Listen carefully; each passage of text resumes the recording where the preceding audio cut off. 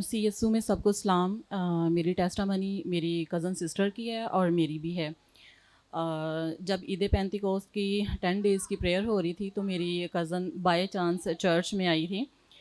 तो पास्टर जी ने प्रे की थी कि यहाँ कोई बैठा है जो फ़र्स्ट टाइम आया है। तो खैर एक लेडी भी उठी थी, लेकिन पास्टर जी ने कहा कि यंग लड़की हैं जो फ़र्स्ट टाइम आई हैं। तो खैर वो आगे आई हैं तो पास्टर जी ने उन्हें कहा कि आप परेशान हैं। तो उन्होंने कहा कि मैं 1 साल से जो है वो जॉबलेस हूँ, तो इसकी वजह से मैं काफ़ी परेशान हूँ। तो पास्टर जी ने जब प्रे की है कि आपके लिए सब कुछ हो चुका, तो वो जैसे ही चर्च से हम गए हैं और 1 नहीं, 2 नहीं, 3-3, 4-4 उसको इंटरव्यू के लिए कॉल आई हैं। वाह और जब वो यहाँ से गई हैं और जाते ही बहुत अच्छी सैलरी पैकेज के साथ उसकी जॉब लग गई है। वाह, थैंक यू जीसस। और मेरी सेकंड जो है टेस्टामनी वो मेरी अपनी है। 2 माह पहले पास्टर जी ने जब पार्टनर्स जो है मीटिंग हो रही थी, तो इन्होंने कहा था कि यहाँ कोई है जिनके कमर में जो है वो काफ़ी पेन है। तो खैर मेरे काफ़ी देर से ऐसे कमर में पेन होती थी। तो जैसे ही उन्होंने प्रे की है और खुदावंद का शुक्र है कि 2 माह हो गए हैं मेरे कोई कमर में जो है वो पेन नहीं है और मैं बिल्कुल ठीक हूँ। हालेलुया। ये प्रोफेटिक वर्ड होते हैं जो खुदा देता है, और जब आप रिसीव करते हो आपकी ज़िंदगी में खुदा वैसा करता है। और जैसा अभी पास्टर जी ने प्रेयर की थी कि आपने एक्सरसाइज करनी है, उससे पहले भी इन्होंने दुआ की थी कि आपके हाथों के लिए मैं दुआ करूँगा।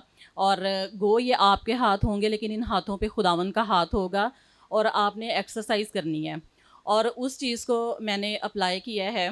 और मेरे एक दिन सर में इतनी दर्द थी कि मैंने कहा खुदाया कि गो ये मेरे हाथ है लेकिन इन हाथों पे तेरा हाथ है। और मैंने बस अभी कहा है कि खुदावंद यीशु के नाम से ये दर्द अभी इसी वक्त मुकम्मल तौर पर जाती रहे। और वो बिल्कुल एकदम चले गई है। और 2-3 दिन पहले मेरे एकदम दांत में पेन हुई है और मेरे काफ़ी स्वेलिंग हो गई थी। और स्वेलिंग को भी मैंने यीशु के नाम से डांटा है और वो पेन भी जाती रही और वो स्वेलिंग भी जाती रही। वाह देखिए कैसे कि जैसे बताया जाता है वैसे जब किया जाता है तो खुदा काम करता है। हालेलुया। और ये बहुत बड़ी गवाही है, बहुत बड़ी।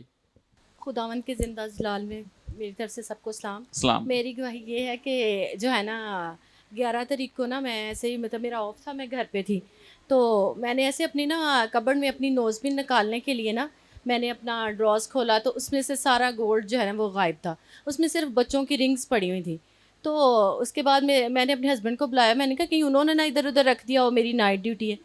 तो उनको जब मैंने बुलाया तो उनको भी नहीं पता था। उन्होंने मुझे कहा कि आप अपना ना वो भी कड़ा भी देखो। मैंने कहा नहीं, वो ड्रॉज में इतना नीचे पड़ा है, वो कौन वहाँ तक तो कोई जाएगा ही नहीं। कहते नहीं आप चेक तो करो। मैंने कहा नहीं वो अंदर ही है। कहते नहीं नहीं आप चेक करो। जब मैंने उसका बॉक्स बाहर निकाला, मैंने उसको खोला तो उसमें कुछ भी नहीं था। मैं एकदम परेशान होगी। मैंने कहा कौन मतलब यहाँ तक पहुँच सकता है, किसी को पता नहीं था। फिर ये कहाँ यहाँ तक कौन आया ना। वहाँ पैसे भी पड़े थे, मतलब बाकी चीज़ें भी पड़ी थी, लेकिन उसने किसी चीज़ को नहीं, कोई कपड़ा बाहर नहीं निकला, कुछ भी नहीं था। तो मैंने कहा खुदावन ये कौन है, मतलब मुझे तू दिखा। मैं उसी दिन से दुआ करना शुरू हो गई कि खुदावन तू मुझे दिखा ये कौन है। चीज़ें तो चलो अब मेरी चली गई हैं, लेकिन मुझे वो बंदा पता चल जाए, आइंदा मैं उससे अलर्ट हो जाऊँ कि ये कौन मतलब इस तरह कर सकता है। तो मेरे हस्बैंड ने कहा पता नहीं कब की चली गई हुई चीज़ें। मैंने कहा मैंने अभी 1 वीक पहले तो नोज़पिन ली है, मैंने उसमें रखी है, मैंने अपनी सारी चीज़ें देखी हैं उसमें थी, क्योंकि जब वो बॉक्स खोला मैंने तो सब उसमें ही चीज़ें थी। तो मैंने कहा अगर कोई आता बाहर से, चोर आता, वो पैसे उठाता, वो ये रिंग्स थोड़ी छोड़ के जाएगा कि वो बच्चों की रिंग्स छोड़ जाएगा और सारी लड़कियों की चीज़ें उठा के। मेरी बेटी की बालियाँ थी, क्रॉस थी, सब था। तो मैंने अपने हस्बैंड से कहा, मैंने कहा उसको क्रॉस उठाते वक्त भी उसके हाथ नहीं कांपे, मतलब उसने उठा लिया, कितनी आसानी से उठा लिया ना। तो कहते हैं कि जिसने उठाना था उसने अब उठा लिया, तो मैं ही परेशान ना हो। लेकिन मेरे दिमाग से ये बात निकल ही नहीं रही थी कि कौन है जो मतलब इस तरह कर सकता है। अगर कोई आता वो पैसे भी उठाता वहाँ से, तो पैसे भी वहाँ इतने पड़े थे और पड़े भी मतलब इसी तरह थे कि वाइट कलर का शॉपर था, उसमें से नज़र आ रहे थे। तो मैंने कहा वो भी उठा के लेके जाता, और पैसे भी थोड़े नहीं थे। मैंने कहा ऐसे नहीं हो सकता। फिर मैंने कहा ये घर में से किसी ने उठाए हैं। कहते हाँ कोई बाहर से नहीं आया, किसी को पता था आपने चीज़ें कहाँ रखी हुई हैं। तो मैंने कहा खुदावंद मुझे नहीं पता कौन है, लेकिन तू मुझे दिखा। मैंने कहा ये मंथ ऑफ प्रेयर है, मैं इस बात के लिए दुआ करती हूँ फिर पास्टर हान को मैंने कॉल की। मैंने कहा कि मैंने ना मतलब प्रे के लिए आने के लिए ना, उससे पहले मैंने पास्टर जी को की थी। तो उन्होंने कहा कि आप परेशान ना हो, मतलब गलती आपकी भी है कि आपने उसको लॉक नहीं लगाया था, तो चीज़ें आपकी इस तरह चली गई।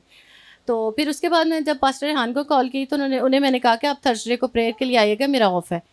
तो उनको भी मैंने बताया, मैंने कहा कि मेरी प्रेयर रिक्वेस्ट है, आप मेरे लिए प्रे कीजिएगा। तो उन्होंने मुझे कहा कि आपके लिए सिस्टर पॉजिटिव ही है, आपको पता चल जाएगा कौन है। मैंने कहा पता तो चल जाएगा, मैं उसे कुछ कह तो नहीं सकती, लेकिन यह है कि मुझे एक दफ़ा पता चल जाए। कल जब वो प्रेयर के लिए आए तो उन्होंने मुझे कहा कि जो है ना सिस्टर, खुदावंद आपको दिखा देगा, आज ही दिखा देगा।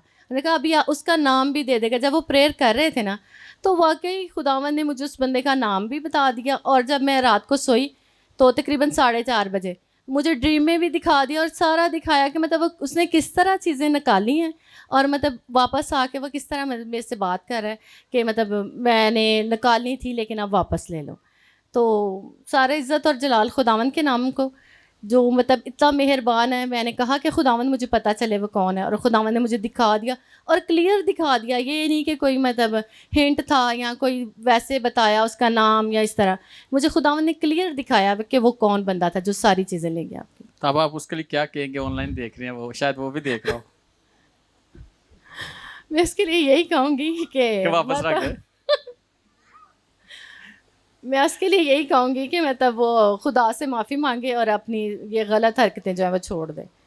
और आपकी चीज़ें आपको मिल चुकी है, आमीन। मिल चुकी है। आमीन। हालेलुया।